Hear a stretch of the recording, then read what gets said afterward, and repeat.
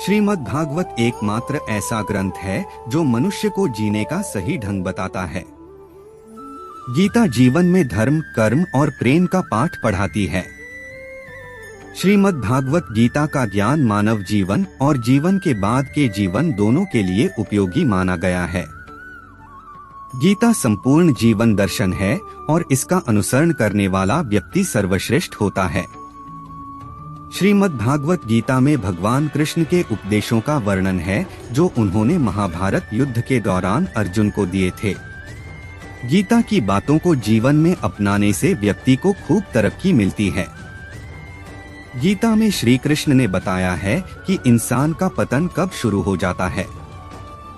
गीता में श्री कृष्ण कहते हैं कि किसी भी इंसान का पतन उस समय शुरू हो जाता है जब वो अपनों को गिराने की सलाह गैरों से लेना शुरू कर देता है। गीता में लिखा है, सरल व्यक्ति के साथ किया गया छल आपकी बर्बादी के सारे द्वार खोल देता है, चाहे आप कितने भी बड़ी शतरंज के खिलाड़ी क्यों ना हो।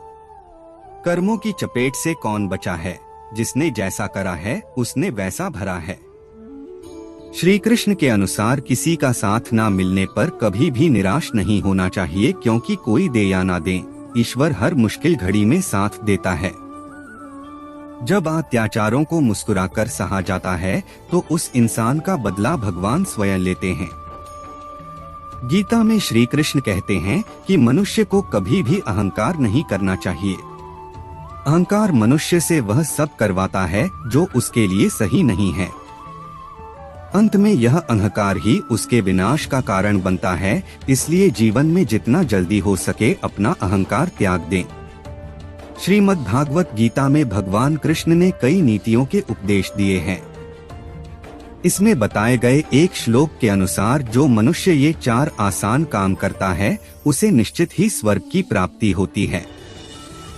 ऐसे मनुष्य के जाने अनजाने में किए गए पाप कर्म माफ हो जाते हैं और उसे नर्क नहीं जाना पड़ता।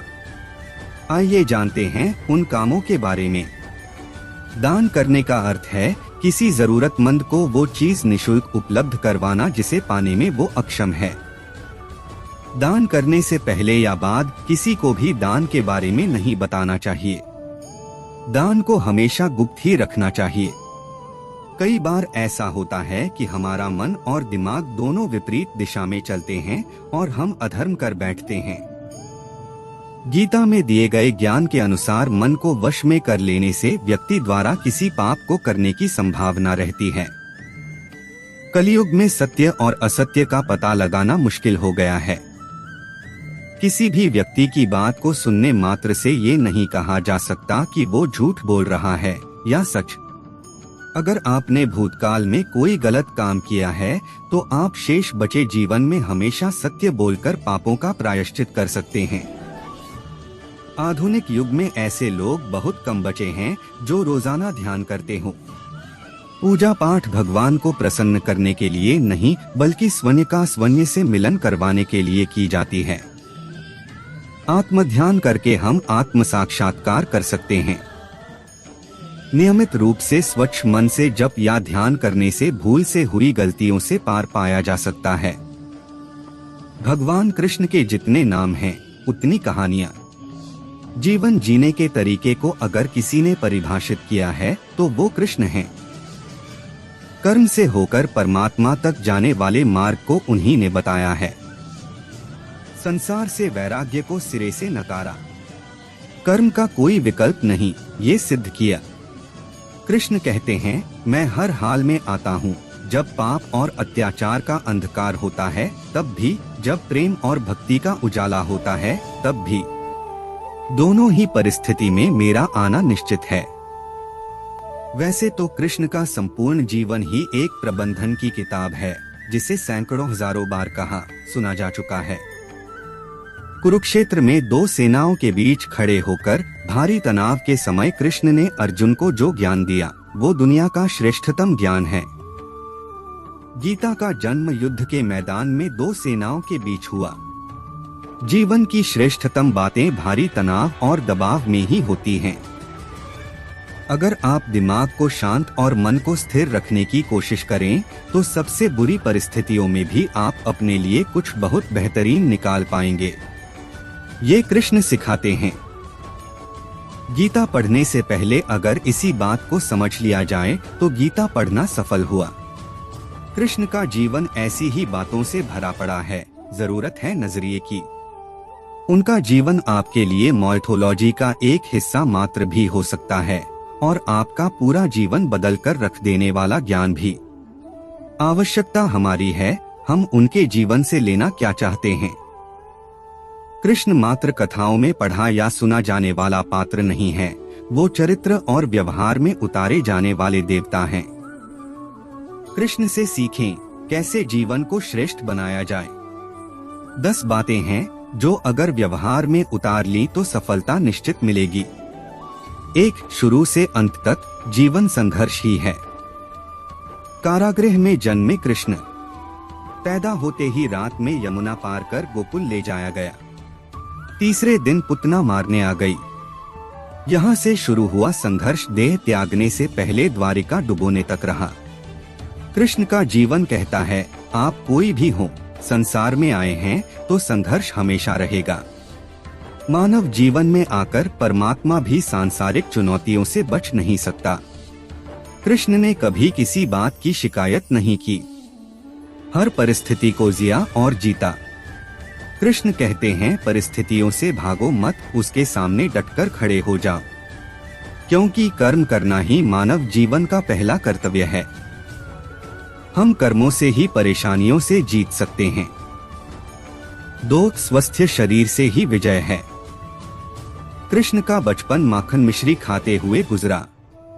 आज भी भोग लगाते हैं हम, लेकिन ये संकेत कुछ और है। आहार अच्छा हो, शुद्ध हो, बल देने वाला हो।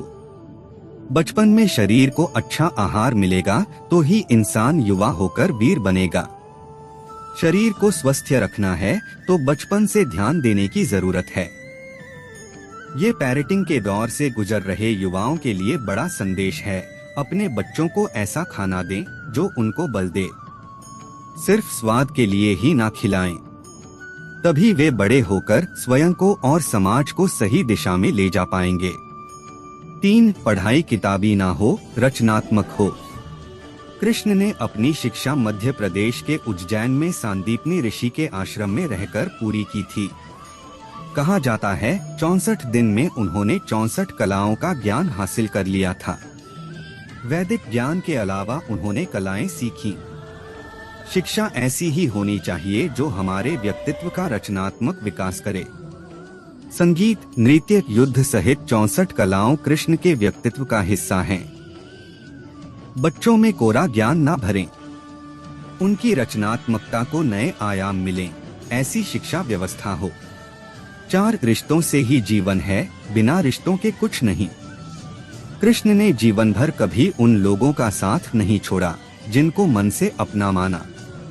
अर्जुन से वे युवावस्था में मिले, ऐसा महाभारत कहती है, लेकिन अर्जुन से उनका रिश्ता हमेशा मन का रहा।